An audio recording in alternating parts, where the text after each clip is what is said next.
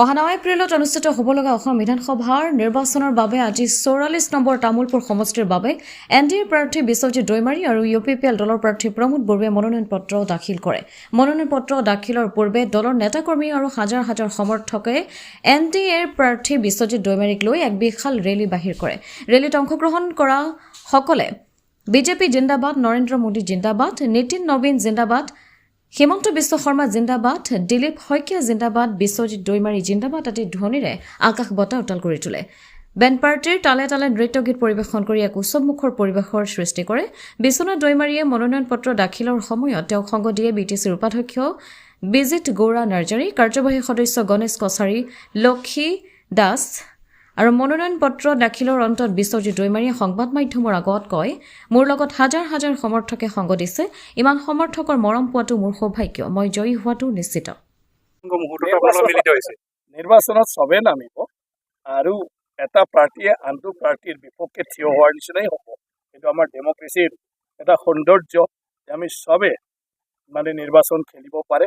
অকল ৰাজনৈতিক দল নহয়, সাংবাদিক বন্ধুসকলেও যদি ইচ্ছা কৰে আৰু এদিন আছে আমাৰ নমিনেশ্যন দিয়াৰ 23 তাৰিখে নমিনেশ্যন দিব পাৰে। প্ৰমোদ বৰুৱাই আপোনাৰ পৰা আশীষ লৈছে। পৰিচয় আশীষ লৈছে। এইটো আমাৰ এটা ভাৰতীয় সংস্কৃতি, অসমীয়া সংস্কৃতি। আমি যোনে যিয়ে নহওক ডাঙৰক আমি সদায় সেৱা কৰোঁ, শ্ৰদ্ধা লওঁ আৰু আশীৰ্বাদ দিবই লাগিব। ময়ো আশীৰ্বাদ দিছোঁ তেখেতক। গতিকে এটা থানতে আছিলোঁ, মই ভগৱানকে কৈছোঁ যে ভগৱানে বিচাৰটো কৰিব কাক ক'ত ৰাখি পেলে কেনেকৈ আমাক আগবাঢ়িব। তামোলপুৰ ৰাজ্যত তামোলপুৰ ৰাজ্যক এইটোৱেই কওঁ, নিৰ্বাচন আমাৰ ভৱিষ্যত হয়। এই নিৰ্বাচনত আমি যি ভোটদান কৰিম ইয়াৰ দ্বাৰাই আমাৰ ভৱিষ্যতটো নিৰ্ণয় হ'ব যে উন্নয়ন বা বিভিন্ন ধৰণৰ দেশখনৰ প্ৰগতি কেনেকুৱা হ'ব। সেইকাৰণে নিৰ্বাচন চবেই গুৰুত্ব সহকাৰে ল'ব লাগে, বিচাৰ বিবেচনা কৰি ভোটদান কৰিব লাগে আৰু সকলোৱে ভোট দিব লাগে, কাৰণ আমি ভাৰতীয়। গতিকে ভাৰতীয় হিচাপে ভাৰতৰ যিটো আইন গন্থিৰ ভিতৰত নিয়ম বান্ধি দিছে, এই নিয়ম পালন কৰাটো সকলোৰে দায়িত্ব। সেইকাৰণে মই বিচাৰোঁ তামোলপুৰ সমষ্টিৰ প্ৰত্যেকজন মানুহে য'তে নাথাকক নিজৰ ভোটটো দিয়ক, কোনোবা পষ্টেল ভোট দিয়ক আৰু নহ'লে নিজে শৰীৰ আহি ফালে ভোটদান কৰক। পাৰ্টিৰ কাৰণে এলায়েন্স হয়, চবে পজিশ্যন পোৱাৰ পিছত তেওঁ কৰ্তৃত্ব প্ৰদান কৰিছে। আমাৰ দেশত হ'ল আপোনালোকে সাংবাদিক হিচাপে বহুত সমস্যাৰ বিষয়ে জানে আৰু আপোনালোকে বহুত সমালোচনাও কৰে, কিন্তু আপোনালোকে একো কৰিব নোৱাৰে। কাৰণ কিয়?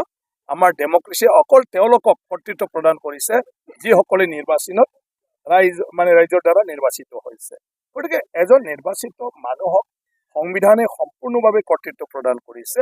গতিকে কাম কৰিলে কাম কৰিব পাৰে। গতিকে কাম কৰাটো নিজৰ নিজৰ মনৰ কথা আৰু নিজৰ পৰিকল্পনাৰ আধাৰত নিজৰ যিবিলাক আঁচনি ল'ব সেইটোৰ ওপৰতহে নিৰ্ভৰ হ'ব। গতিকে কাম কৰাৰ ক্ষেত্ৰত একো অসুবিধা নাই। MLA MP চব হয়ে কাম কৰিব পাৰে।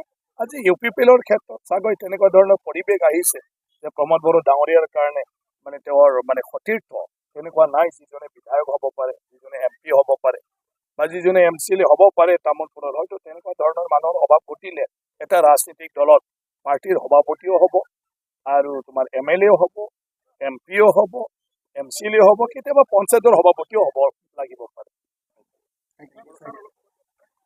দলৰ হৈ 43 নং তামোলপুৰ বিধানসভা সমষ্টিত আহি থকা আমাৰ যি এছেম্বলি ইলেকশ্যন, ইয়াৰ কাৰণে দলৰ হৈ মনোনয়ন পত্ৰ দাখিল কৰিলোঁ। আমাৰ জ্যেষ্ঠ আমাৰ মন্ত্ৰী UG ব্ৰহ্ম ডাঙৰীয়া আৰু বিধায়ক জলেন দৈমাৰী ডাঙৰীয়া আৰু দলীয় নেতৃত্বৰ উপস্থিতিত UPPL দলে এইবাৰ সিদ্ধান্ত লৈছে বড়োলেণ্ডখন আগুৱাই নিয়াৰ কাৰণে অসমত অনাগত দিনত এটা ভাল মূল্যবোধৰ ৰাজনীতি গঢ়ি তোলাৰ কাৰণে জাতি জনগোষ্ঠীৰ বিভিন্ন সমস্যাবিলাক সমাধান কৰাৰ কাৰণে বড়োলেণ্ড আৰু অসমত চিৰস্থায়ী শান্তি স্থাপন কৰাৰ কাৰণে আৰু যিবিলাক সমস্যা যোৱা 70 বছৰে জাতি জনগোষ্ঠীৰ সমস্যাবিলাক সমাধান হোৱা নাই, বড়ো সমস্যা যিখিনি আৰু সমাধান হ'বলৈ বাকী আছে, এই আটাইবোৰ সমস্যাবিলাক ৰাজনৈতিকভাৱে সমাধান কৰাৰ এটা মহান উদ্দেশ্য লৈ আজি আমি UPPL দলে আগবাঢ়ি আছোঁ আৰু আশা ৰাখিছোঁ যে 15টা সমষ্টি আৰু বাহিৰৰো 5টা সমষ্টিত আমাৰ মনোনয়ন পত্ৰ দাখিল কৰিব আৰু সেই সৰ্বমুঠ আমাৰ 20টা সমষ্টিৰ ভিতৰত আমি 10ৰ পৰা 12টা সমষ্টি জিকি আহিম বুলি আমি আশা কৰিছোঁ। আৰু এইবাৰ দেখিছোঁ যে ৰাইজে স্বতঃস্ফূৰ্তভাৱে ওলাই আহিছে জাতি ধৰ্ম নিৰ্বিশেষে। আৰু UPPL দলৰ আমাৰ নেতা UG ব্ৰহ্ম ডাঙৰীয়া আৰু ৰংগৰা নাৰ্জাৰী ডাঙৰীয়া, গোবিন্দ বসুমতাৰী ডাঙৰীয়া সকলো সংগ্ৰামী সত্তাৰ পৰা অহা আৰু সমাজখন খুব আন্তৰিকতাৰে নেতৃত্ব দি আছে, খুব এটা সুস্থ চিন্তাৰে আগবঢ়াই আছে।